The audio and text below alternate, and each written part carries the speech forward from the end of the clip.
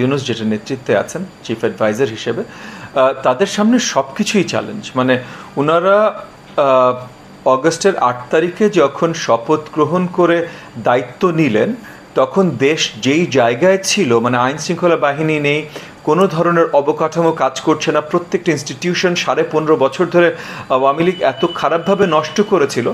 এবং আপনার এই পুরো জুলাই মাসের যে আন্দোলনটা হলো, এই আন্দোলনে জোরপূর্বকভাবে হাসিনা সরকার প্রত্যেকটা প্রতিষ্ঠান দ্বারা যেই কাজগুলো করিয়েছিল, তারপর এই প্রতিষ্ঠানগুলো পুরো ভঙ্গুর অবস্থায় চলে গেছিল।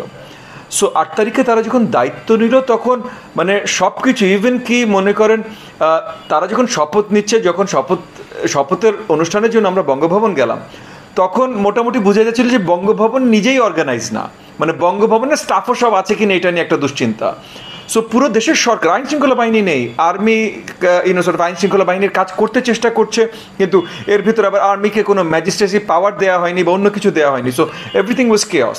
সো প্রত্যেকটা জিনিস মানে ডে টু ডে, মানে আমি আপনাকে বলি মজার একটা বিষয়, 10 তারিখে বা 11 তারিখে তারা তখন already doctor Mohammad Yunus chief adviser হিসেবে যমুনাতে অবস্থান নিয়েছেন, মানে যমুনাতে শিফট করেছেন। তো ওনার জন্য দাপ্তরিকভাবে, মানে চিফ অ্যাডভাইজারের জন্য দাপ্তরিকভাবে আমার দল থেকে আমরা একটা চিঠি পাঠালাম। তো চিঠিটা যখন যমুনাতে গেল, যমুনাতে অফিসিয়ালি চিঠি রিসিভ করার কোনো প্রোটোকল নাই। মানে আপনি চিন্তা করেন, মানে গণভবন, বঙ্গভবন, পিএমও যেটাই চিন্তা করেন, এটা সবগুলো একটা প্রোটোকল, সেক্রেটারি একটা প্রোটোকল থাকে, মানে চিঠিটা তারা নেবে, রিসিভ কপি দেবে, কোনো প্রোটোকলই নাই। শেষ পর্যন্ত ওনাদের মানে ডক্টর মোহাম্মদ ইউনূসের কাছের যারা পরিচিত, তাদের কাছে হোয়াটসঅ্যাপে আমার চিঠিটা পাঠাতে হলো।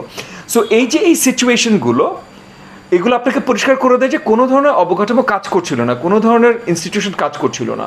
So everything was a huge challenge.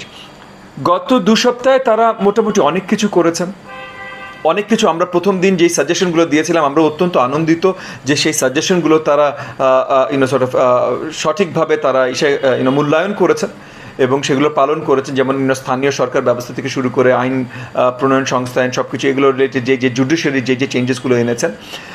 এখন আমি মনে করি যে এখন তাদের সামনে সবচেয়ে বড় চ্যালেঞ্জ হলো আপনার সঠিক একটা নির্বাচন দেবার জন্য যে ইনস্টিটিউশনাল বা অবকাঠামোগুলো, যেই জায়গাগুলোতে আপনার ঠিক করতে হবে, এই জায়গাগুলো তাদের সবচেয়ে বড় চ্যালেঞ্জ।